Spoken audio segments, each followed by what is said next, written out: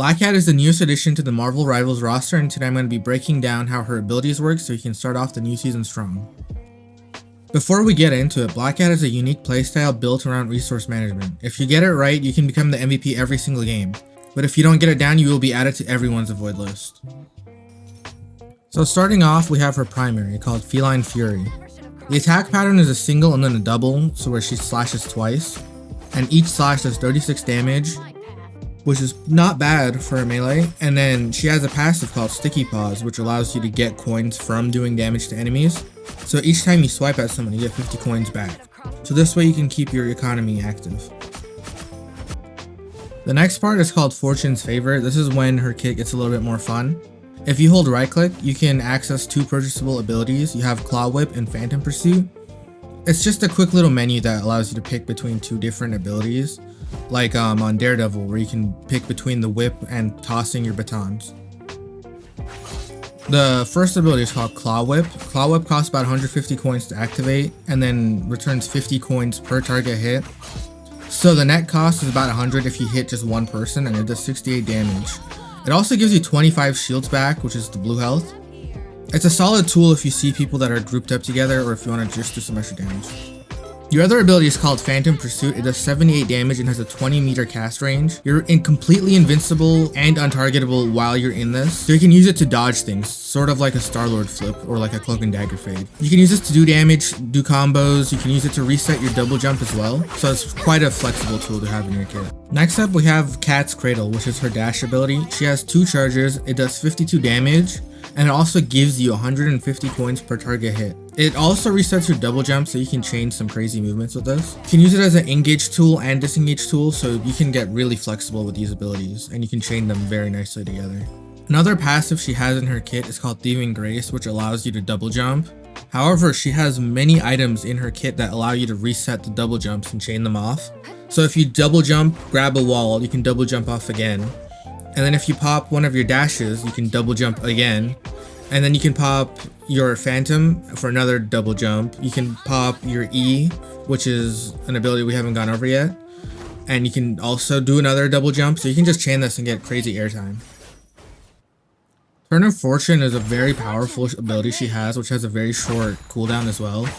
You throw a whip out at an enemy and do 31 damage and gain 50 shields for yourself. It resets your double jump and also gives you 300 coins on hit.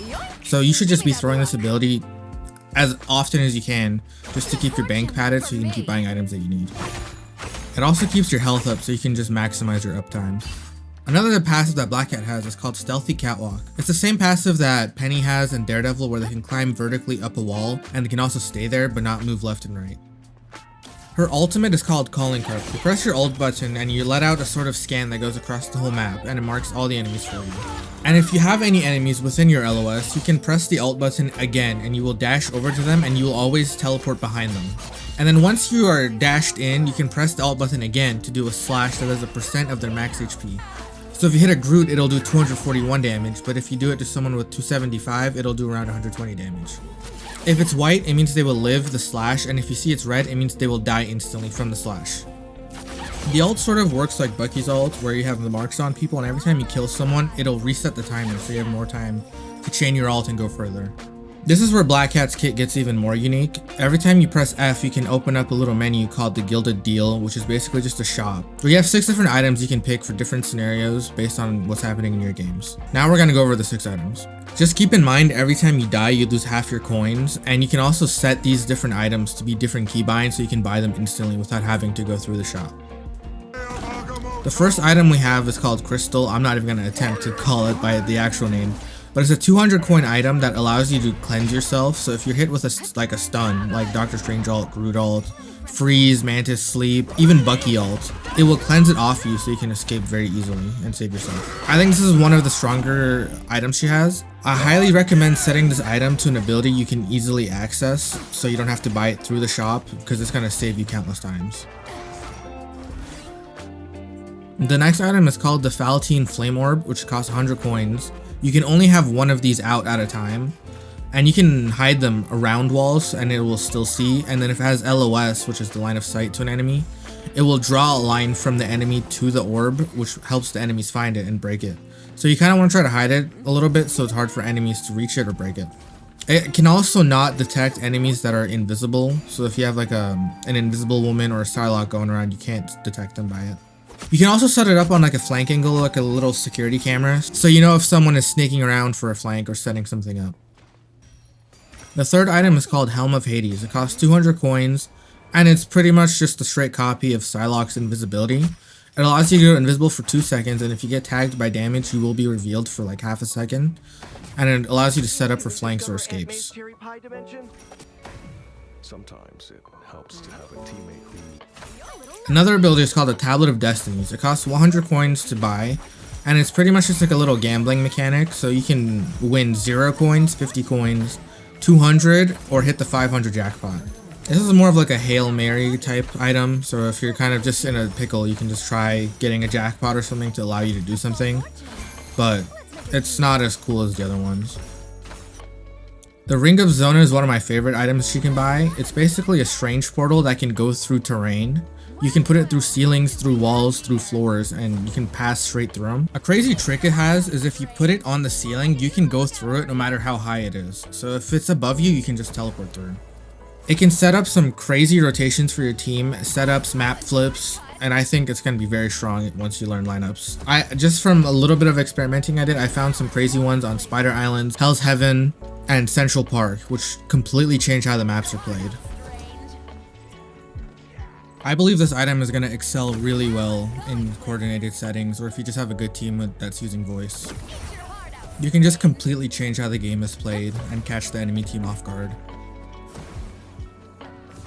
And finally, we have the Mento fish. The Mento fish pretty much just earthbinds an enemy in place so they can't use movement abilities while inside it. It works sort of like the Thing Slam, but it's not as strong. I'm not sure if it's a bug or on purpose. But the way the Thing Slam works is it'll stop you in your tracks if you're using a movement ability. But on this one, you can still pass through. You just can't activate your ability while inside. This is a more active item that you kind of use situationally and reactively to things, so you have to be more aware of when to use it. A good tip with this item is to use it on flyers because they will just drop out of the sky. And finally, she has another passive called Malkin Misfortune.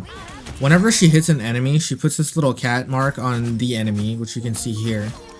And what it does is there's a chance of headshots not doing their multiple damage. So if you get headshot, there's usually like a 2 times damage or 2.5 depending on the character. But if you have this passive on, it can trigger a % chance of that ability just counting as a body shot. So if you have it on hella headshots, it can count as a body shot and it can help you live. The number is not public yet, but from the testing I did, it was about a 35% rate. I sat here just shooting just to see what I get. But yeah, it's around 35% rate, but we'll have the official numbers soon. And that's the full Black Cat breakdown. She's a very high skill ceiling hero, and I think players are going to find some crazy and very creative ways to play her. I think she has some insane combos. People have already found like 375 damage combos. I'll show one here from Light. Wait. Yeah. There it is. But I think she's going to be a huge help to her team, and she can set up some crazy maneuvers. She's a very unique character. She feels really good to play. She's very fun, and I think she's going to be a great addition to the roster.